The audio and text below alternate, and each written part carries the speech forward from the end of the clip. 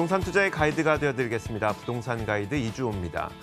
부동산을 고를 때 다양한 중요한 요소들이 있겠지만 입지 여건만큼 중요한 요소가 또 있을까요? 입지 여건을 그런데 잘 구분을 하기 위해서는 그 해당 지역을 정말 잘 알아야 됩니다. 저희가 매일매일 전해드리고 있는 이 부동산 지역 정보를 이용해서 여러분들께서도 쉽지 않은 부동산 투자에 좀 도움이 되셨으면 좋겠습니다. 자, 오늘도 다양한 정보 준비했으니까요. 지금부터 함께 하시죠. 부동산 가이드 출발하겠습니다.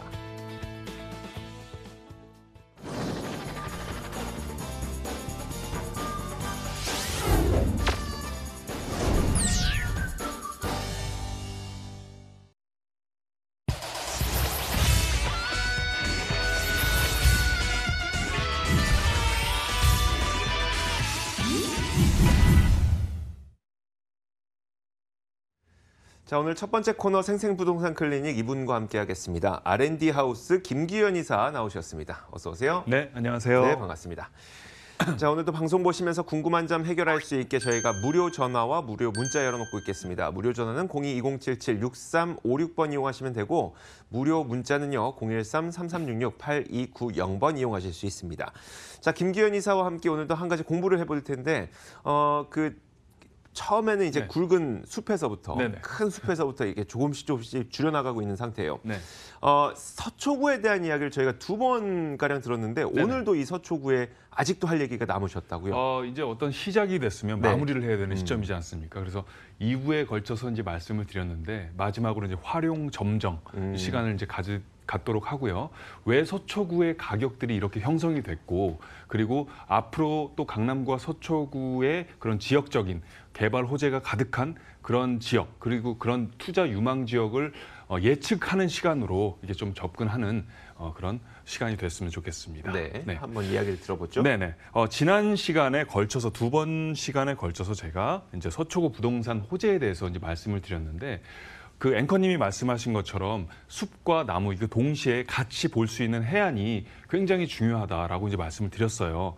자, 그런데 강남구, 즉 강남구 같은 경우가 직장 수요와 그리고 직장 수요와 더불어서 이제 학군, 8학군이 서초구, 강남구 이 일대를 이제 얘기를 하는 건데 그런 부분 때문에 강남구의 시세 폭등 또는 시세적인 부분에서 굉장히 많은 영향을 끼쳤다면 서초구 같은 경우는 조금 이와 비슷하면서도 약간 다른 시점으로 보셔야 되는데 사실 그 서초구가 지역적으로는 어떻게 보면 더 중심에 있지만 강남구와는 사실 약간 갭 차이가 좀 있었다가 2010년 이후로 굉장히 많이 좁혀졌단 말이에요. 그 중에 하나의 원인 중에 하나가 이제 개발 호재가 강남구 같은 경우는 이제 삼성역을 중심으로 해서 GTX 노선이라든가 영동대로 지하 사업이라든가 여러 가지 그런 부분들이 있었지만 서초구 같은 경우는 경부고속도로 지하 사업이라든가 또는 강남역을 중심으로 해서 삼성타운 또 롯데타운 그리고 또 더 중요한 건 반포와 서초 재건축이 동시다발적으로 이루어지면서 이게 어마무시할 정도의 어떤 그 개발 호재로서 작용이 됐다라고 이제 이해를 하시면 좋을 것 같아요. 그런 부분에서 시세적인 부분도 서초구와 강남구의 갭 차이가 거의 없어질 정도로 많이 쫓아오게 됐다라고 이해를 하시면 좋고요. 그렇다면 앞으로 이제 이 서초구와 강남구의 그런 굵직굵직한 호재들이 어떤 곳으로 이어질지도 예측하는 해안을 갖는 게 굉장히 중요하다라고 말씀드릴 수가 있습니다. 왜냐하면 투자적인 부분과 또 여러 가지 리스크적인 부분도 줄여야 되니까 그렇게 이해를 하시면 좋고요. 자, 지난 시간에 걸쳐서 그 반포 재건축과 그리고 서초동 같은 경우도 이제 서초 그 아파트 재건축이 중심이 됐다라고 이제 말씀을 드렸고 방배동 같은 경우는 15구역으로 나눠서 여기는 재개발과 재건축이 동시에 이루어지는 지역이다라고 이제 말씀을 드렸어요. 특히 서초동과 반포동은 이미 7, 80년도에 30년 정도 이상 이제 오래됐기 때문에 재건축 형식으로 왜 그러냐면 기반 시설은 너무나 잘 돼 있거든요. 그쪽 지역은. 그리고 아파트가 80% 이상이란 말이에요.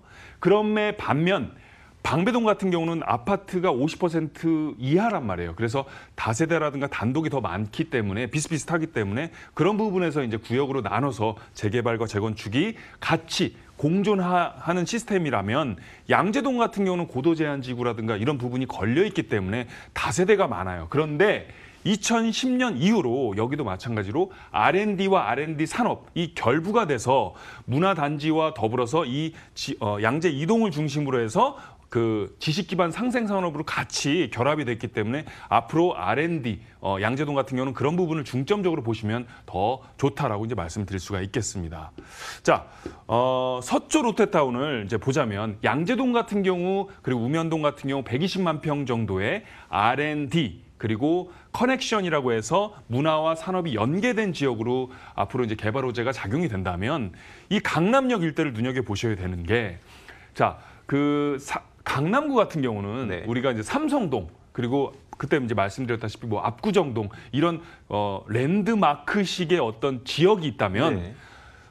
이 서초동 서초구 같은 경우는 강남역을 빼놓을 수가 없어요. 왜 그러냐면 강남역을 중심으로 해서 뭐 강남 삼성타운이라든가 이 롯데타운이 이미 삼성타운은 지어졌죠. 롯데타운이 이제 지어지게 되면 이쪽 일대가 또 랜드마크 형식으로 지어질 예정이기 때문에 그런 부분에서 우리가 또 개발 호재로서 눈여겨봐야 된다라고 말씀을 드릴 수가 있어요.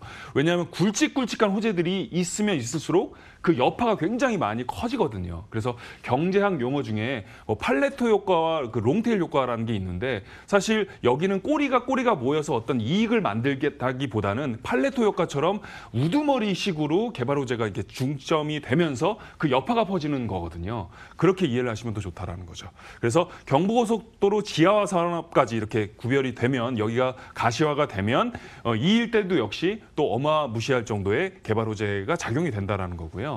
자, 평균 가격을 보시면 강남구가 이게 이제 작년 기준이란 말이에요. 작년 여름 기준인데 강남구가 32평 기준으로 해서 16억 정도였다면 서초구 같은 경우도 보시면은 15억 7천. 그래서 거의 차이가 없어요. 이렇게 보시면 되는데 예를 들면 그 밑에 지역 같은 경우는 뭐 어디를 제가 뭐 지역적으로 이렇게 나누기보다는 한 5배 정도, 6배 정도도 차이가 날 정도로 많이 지금 벌어져 있습니다. 그 이유 중에 하나가 바로 아까 말씀드린 굵직굵직한 대형 호재들이 너무나 많이 있고 지역적인 부분에 그 부분에 이제 직장 수요까지 더해지면서 인구 유입이 됐다라고 이해를 하시면 좋고요. 앞으로도 그런 부분에서 다른 지역을 이와 비슷할 정도의 지역을 눈여겨보시면 좋을 것 같습니다. 자, 지금까지 저희가 들어봤던 것처럼 어떤 지역에 어떤 가격이 형성됐을 때에는 그게 역사적으로 이런 식으로 흘러왔던 그런 역사가 있다는 겁니다. 그러면 이런 역사를 근거로 해서 다음에 내가 부동산 투자를 하게 됐을 때는 이와 비슷한 패턴을 반복하는 지역을 한번 선택을 해봐야 되겠다라고 여러분들께서도 좀 공부를 하시면 좋을 것 같습니다. 자, 이어서 김규현 이사가 준비한 부동산 정보가 있으니까요. 한번 들어보겠습니다. 어떤 정보일지 화면으로 만나보시죠.